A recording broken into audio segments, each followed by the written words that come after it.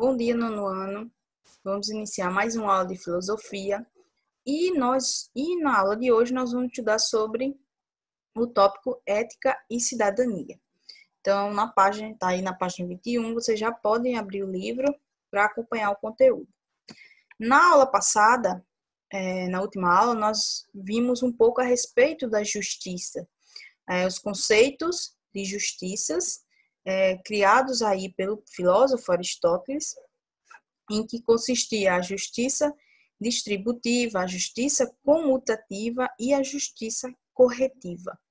Então, nós vimos que, com base na percepção dele de mundo, ele criou essas três formas de justiça de acordo com a sua época, o período em que ele viveu. Então, nós vimos que, infelizmente, ainda hoje em dia, essas formas de justiça, na verdade, elas se tornam falhas por diversos fatores. E um deles é a desigualdade em que nós compartilhamos no nosso país hoje em dia. Então, na aula de hoje, aqui em Ética e Cidadania, nós vamos ver um pouco a respeito dessa desigualdade, com base em um índice, o IDH, que é o Índice de Desenvolvimento Humano, em que vai fazer aí uma medição desses fatores em que muitas vezes deixam esse índice abaixo do que ele deveria realmente ser. Então, para avaliar essas condições de vida, as condições de vida de diferentes populações humanas, foi criado um indicador, conhecido como expectativa de vida.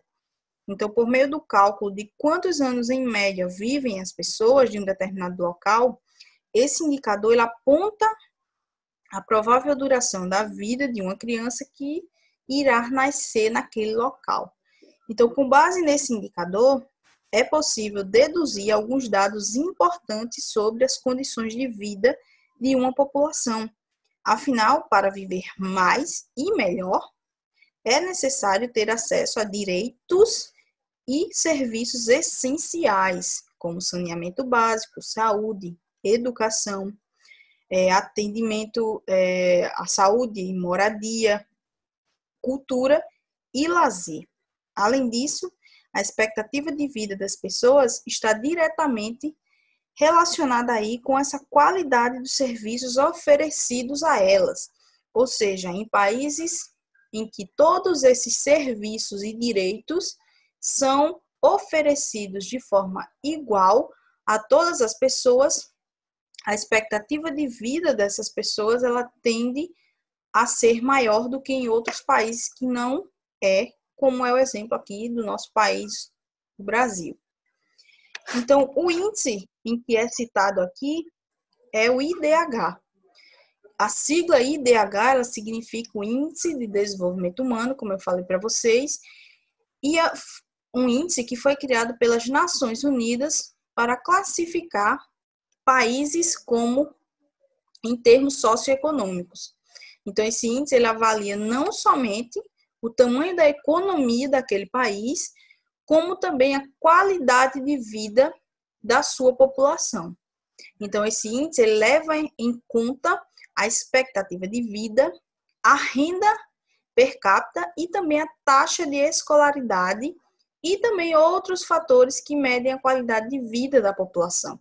São esses os fatores que eles levam em consideração para fazer essa medição aí nesses países. Então, a população, o Brasil, na verdade, ele está classificado como uma das maiores economias do mundo, mas o IDH é algo, infelizmente, lamentável, ficando entre países com a maior desigualdade social. Então, apesar de nós termos ainda uma economia ali que não está, que não é de primeiro mundo, mas também é uma grande economia, infelizmente, nós estamos aí num patamar entre países que possuem uma forte desigualdade social. Então, a utilização das variáveis educação, saúde e a renda, ela permite uma comparação com praticamente todos os países do globo e serve de referência para mensurar a resposta de determinado país frente a essas importantes demandas. Ou seja, é uma forma de verificar se aquele país ele está ofertando ou não esses serviços e também medir e fazer uma comparação em relação a outros países que estão também nessa lista.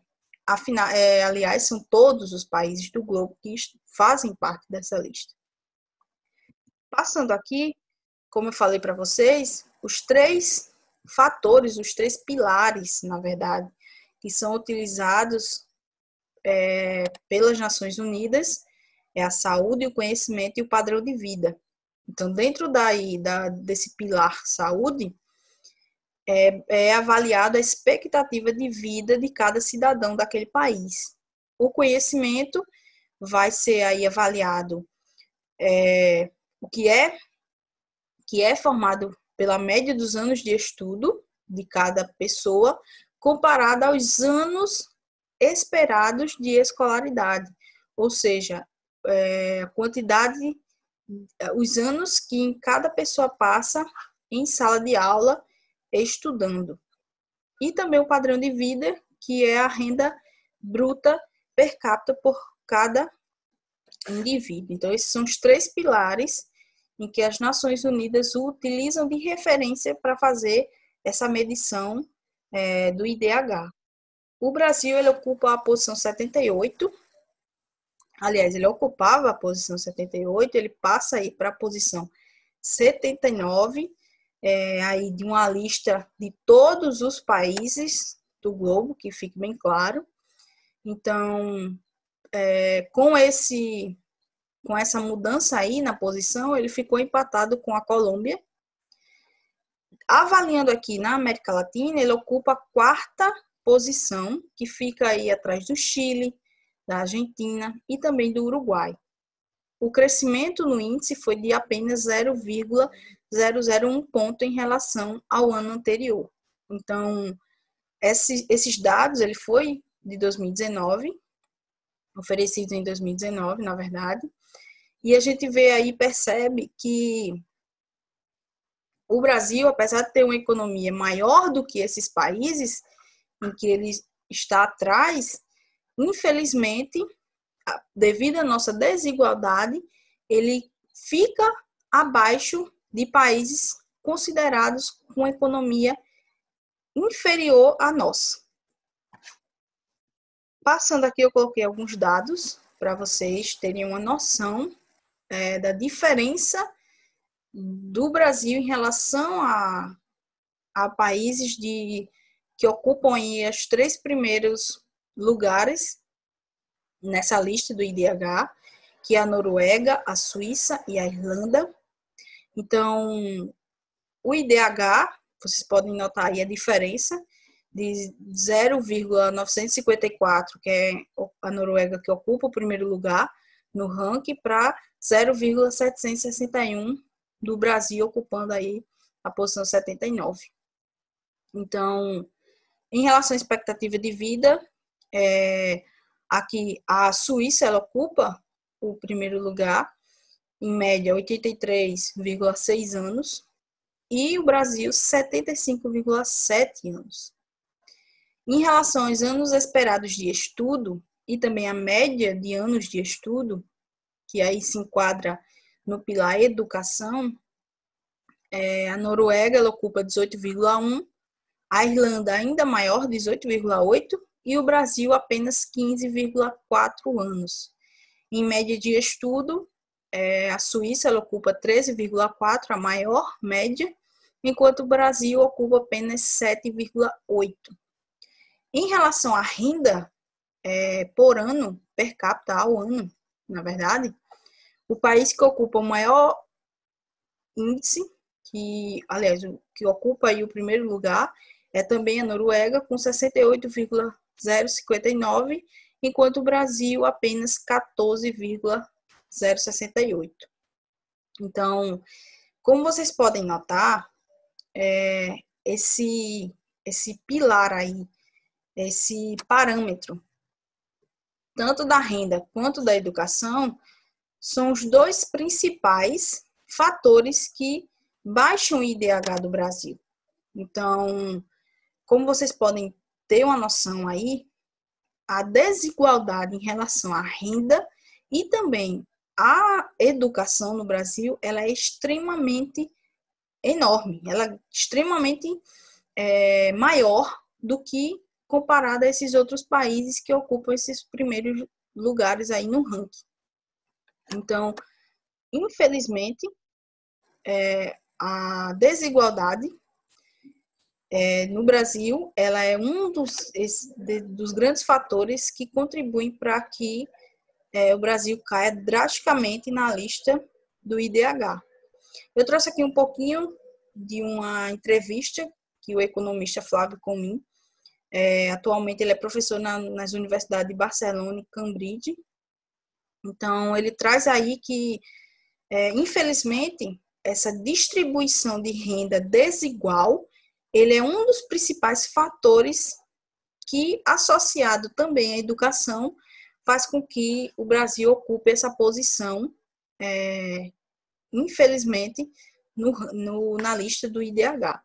Então, com base aí nessa entrevista dele, os dados, eles mostram que a concentração de renda do 1% mais rico no Brasil equivale a 28,3% da renda do país, ou seja, apenas 1% das pessoas do nosso país detém 28,3% de toda a renda do país, enquanto os 10% mais ricos ficam também com 41,9%, ou seja, unindo aí esse 1% aos 10%, são quase eles ficam aí com quase toda a renda do Brasil inteiro, restando aí pouquíssima renda para uma enorme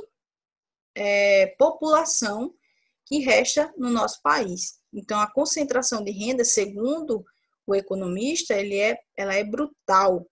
Desde o início dos anos 2000, quase 30% da renda do país vai para apenas 1% das pessoas. Então, infelizmente, como nós podemos perceber aí, a distribuição de renda no nosso país, ela está longe de se tornar algo igualitário para todo mundo. Então, infelizmente, esse é um dos principais problemas do nosso país.